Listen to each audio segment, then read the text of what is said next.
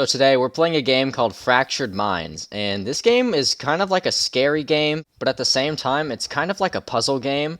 So it's not really that scary. I mean, there's a scary part kind of, I guess, right there, but it's more of like a puzzle and to put into perspective how some people view everyday life. This is my second time playing through this game because I wanted to try it out at first and see how it played. But it only ended up taking me like 30 minutes to beat the game. I had to look up only one puzzle, and it was a little bit more difficult than everything else in the game. But other than that, once you beat this game, it's kind of like you can't really play it anymore. I mean, you could if you wanted to. Like right now, I'm playing this for a video, but there's only 6 levels. And in this video, I'm going to be doing levels 1, 2, and 3. And in the part 2, which I'll release tomorrow or sometime soon, is going to be levels 4, 5, and 6. Now, as you can see right here, this game can get pretty weird at times. It goes from being completely normal to being just something completely different from that. If you're looking for a very short game that you can just kind of play through for like 12 minutes total or something, maybe even 30 minutes if you just can't really figure out anything, then you can play this game. It's on the Game Pass, so it's completely free if you have the Xbox Game Pass, and I'm not sure if it's on PS4 or anything like that. I'm not sure at all. But that was level 1, and now we're on to chapter 2, which is Emptiness. This level was really weird when I was playing through it the first time because you have to find like the donkey tail so you can pin it on this donkey, but things go from like a cheery birthday party to something a lot more like uncomfortable feeling. Like right here, this birthday party setting looks pretty nice and just warm and welcoming kind of, you know what I mean? But in a second, once I finally get the donkey tail pinned, it's kind of uncomfortable how it changes to like a dark and very moody type setting. So this game kind of just jumps around every now and then. Like I have to put this blindfold on very quickly so I can pin the donkey tail because that's the whole point of the game if you've ever played that in real life.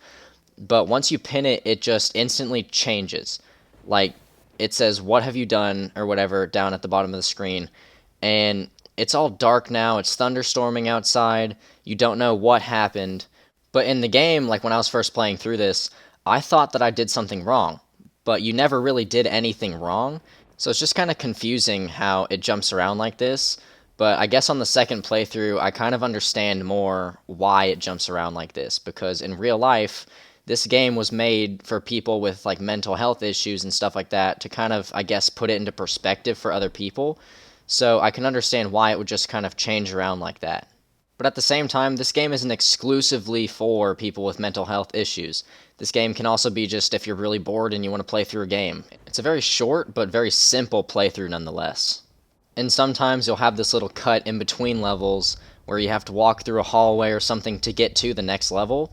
And they'll have stuff written on the walls, or you'll be in a very strange setting. Like this drawing right here, there's a monster that appears when lightning hits, because it shows the monster that nobody else sees, but it's the monster that you see, which is kind of like a symbolic thing in this game. And right here is the third level, and the final one we're doing for today's video, which is the comfort zone level. You kind of just have to grab this magnifying glass that's sitting on this chair and look into this snow globe where you kind of escape from reality. Like I said in the beginning of the video, I'll most likely be releasing part 2 and the final part to this game playthrough tomorrow. I gotta make that video, and I haven't really been uploading this entire week because I've been spending a lot more time with my mom, which honestly, I really enjoy. I've been watching a lot of Marvel movies, just going through them all over again, and it's a lot of fun. I really enjoy those movies. But once you grab this key right here, you can walk out of this door and you can go on to the 4th level. But that's all I'm gonna do for today's video. So thank you guys so much for watching, and I'll see you guys in the next one.